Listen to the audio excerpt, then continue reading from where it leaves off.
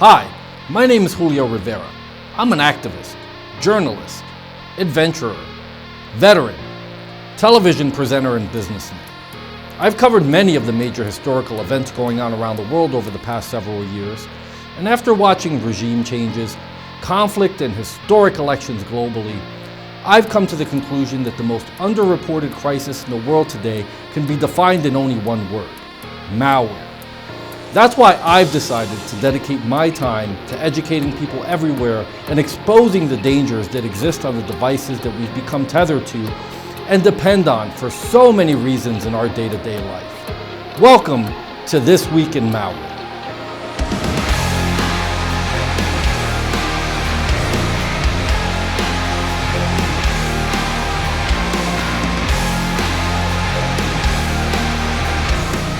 On This Week in Malware, we'll be covering municipalities, healthcare service providers, and local government agencies are struggling with a growing national ransomware epidemic. The triple threat campaign of Emotet, Trickbot, and Ryuk Ransomware are stealing and ransoming data. Will World War III be a cyber war? Have the seeds already been sown for a catastrophic apocalypse? The victims of malware cover a diverse range of individuals and entities. Now let's learn about how malware attacks are increasing in frequency within our local community.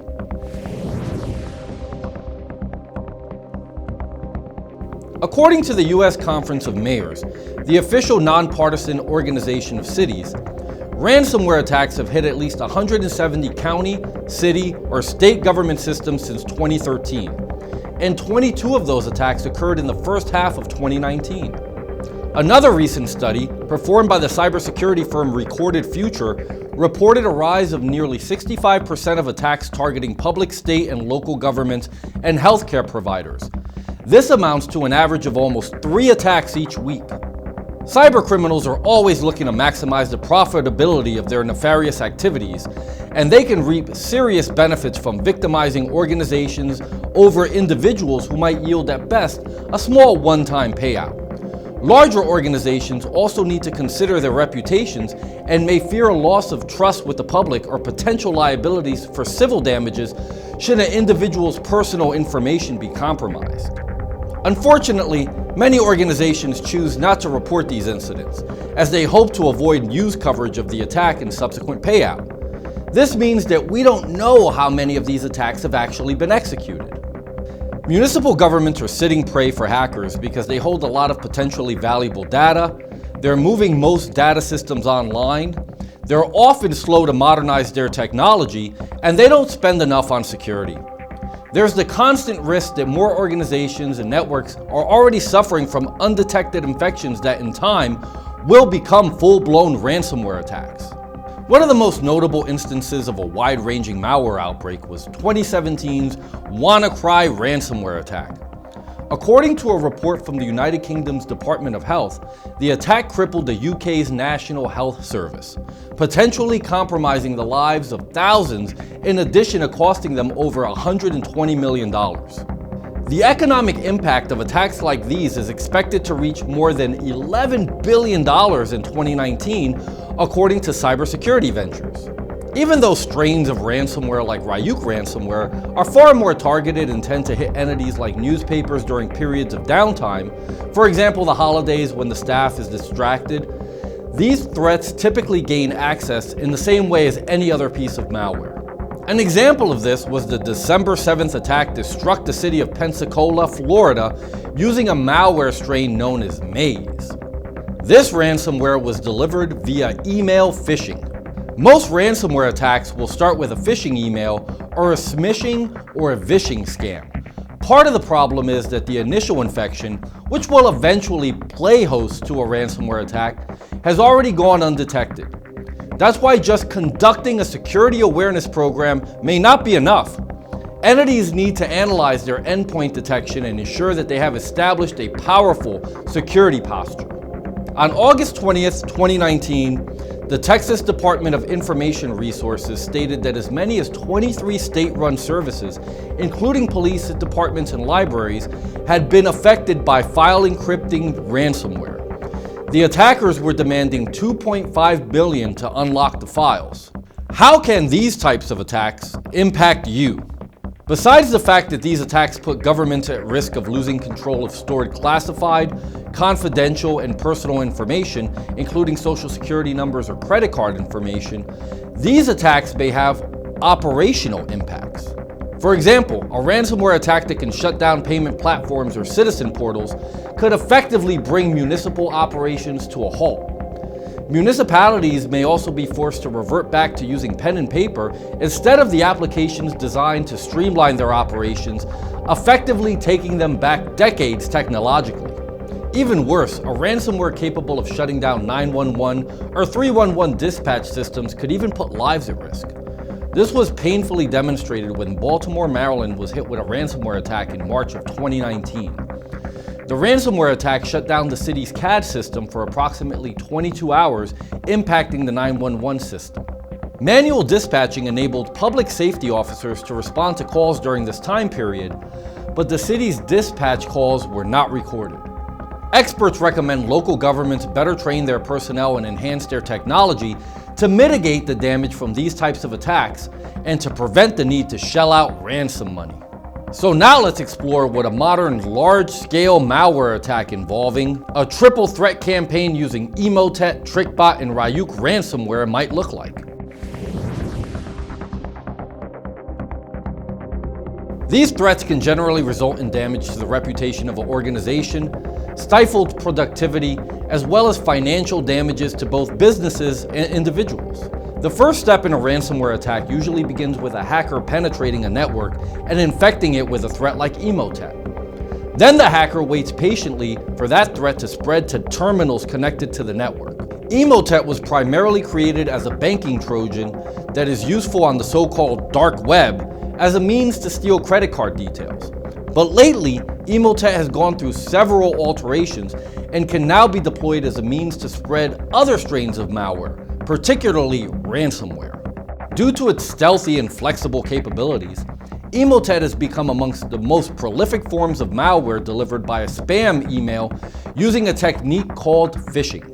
The hacker group behind Emotet is adept at localization or geographically specific attacks and frequently distribute large-scale campaigns in a range of geographies and languages, increasing their global footprint. According to Proofpoint researchers, between January and March 2019, Emotet accounted for almost 2/3 of all malware payloads delivered through phishing emails. Emotet injects Trickbot into networks as part of its secondary infection.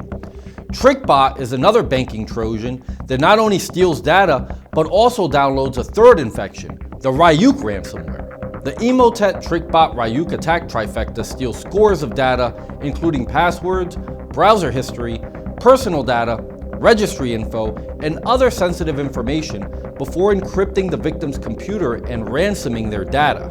Because the potential profit grows with the range of the infection, hackers can wait weeks, months, or possibly even years for the threat to spread itself. The farther reaching it goes, the more difficult it is to trace the origination point for the infection, and the harder it will be to defend against the coming ransomware attack. When the hacker is satisfied that the infection has a stronghold on the victim's network, the hacker may lay low and wait for a time when the victim's defenses are truly let down, perhaps a weekend during the holiday season, for example. And that's the moment they will start to inject a ransomware strain. Before the victim even realizes what has just occurred, their entire system is locked, and the only way to regain access to their files is to pay the ransom. Well, we've already learned about the damage that malware can cause government at the local level, but what happens when nation states use malware to go on the offensive against each other? Malware attacks against digital voting booths, weapons systems, and critical infrastructure. Have the seeds already been sown for a catastrophic apocalypse? Cyber attacks targeting critical industrial and manufacturing sectors are appearing at an alarming frequency. According to a study by IBM's X-Force Incident Response and Intelligence Services team, where IBM incident response activities were compared in the first half of 2019 versus the second half of 2018, destructive malware attacks designed to wipe data and shut down systems have increased by a whopping 200% over the past 6 months. IBM said 50% of the malware attacks were found in the manufacturing, oil, gas, and education sectors. Most of the destructive attacks occurred in Europe, the US, and the Middle East. Since the beginning of 2019, a ransomware crippling industrial and manufacturing firms called Goga has led to catastrophic consequences. First, it surfaced when it attacked the French engineering consultancy Altran Technologies. The company had to shut down its IT network and all applications to protect its client data. Then Goga hit Norwegian aluminum manufacturer Norsk Hydro, causing some of the company's aluminum plants to switch to manual operations. The Norsk Hydro attack was significant, considering the implications of this type of potential disruption in the production of raw materials during wartime. If a country should find itself in a state of total war, not just aluminum, but other materials like steel and iron, which are required for the building of ships, aircraft, and other munitions, could immediately be crippled by countries that are operating at a militaristic disadvantage. Hackers can carry out these types of attacks by delivering ransomware and other forms of malware using techniques such as password guessing, brute force attacks, and phishing to capture domain administrator permissions and copy malware to an exact location to execute an attack and encrypt the files on every device that logs into the network. What makes Goga different from other ransomware is that some of its variants make it difficult for victims to pay a ransom by modifying administrator passwords and logging users off using logoff.exe. This is a clear indication that Goga's goals may be to conduct cyber sabotage of primary industrial operations. Another alarming report in the New York Times from this past summer detailed the fact that the United States was ramping up attacks against Russia's power grid in response to, quote, heightened Russian cyber aggression and the noted political meddling that was a major theme of Robert Mueller's almost 2-year special counsel investigation of the Trump 2016 presidential campaign. Infrastructure attacks have the potential to turn out the lights on major cities, cause the meltdown of nuclear power plants, or fail to notify citizens of impending emergencies like the poisoning of the municipal water supply. Other examples of destructive malware affecting infrastructure organizations include Stuxnet, NotPetya, and Shamoon. The malicious code deployed in these kinds of attacks generally result in data loss, rendering enterprise devices inoperable, as well as crippling device functions. While the information currently available shows that the use of such malware has so far been restricted to state-sponsored hacking groups with the intention of bringing down geopolitical rivals, the attacks are expanding beyond nation-states. Organized cybercriminals like the infamous North Korean hacking groups thought to be behind attacks similar to 2017's WannaCry outbreak are mounting a wide array of targeted cyber attacks against the finance industry to steal information of monetary value and sabotage trading systems. Another potentially devastating target for hackers would be election systems. By injecting malware into digital voting booths, bad actors can change the result of an election, altering the course of history.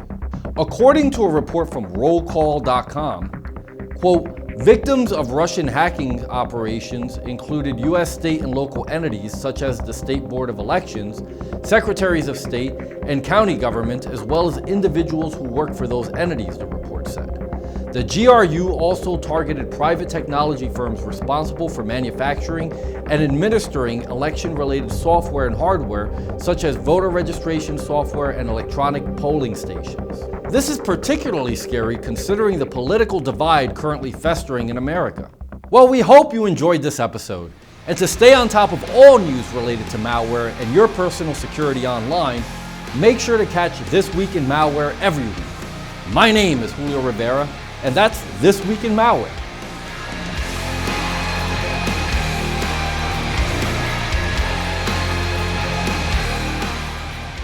You know, as I think about the dangers that exist online, not unlike the subjects we learned about in this week's show, I know I feel a lot better having an anti-malware program like Spy Hunter installed in my PC, providing me the protection I need against malware. And I think you should too. Spy Hunter 5's strongest features are found in its malware repair capabilities. Spy Hunter 5's remediation algorithms dive deep into your system to remove and address complex malware issues affecting PCs today. While many anti-malware products only flag and quarantine malware and ultimately fail to fully remediate the root problem, the Spy Hunter 5 remediation algorithm detects, quarantines, and programmatically repairs malware problems on your PC.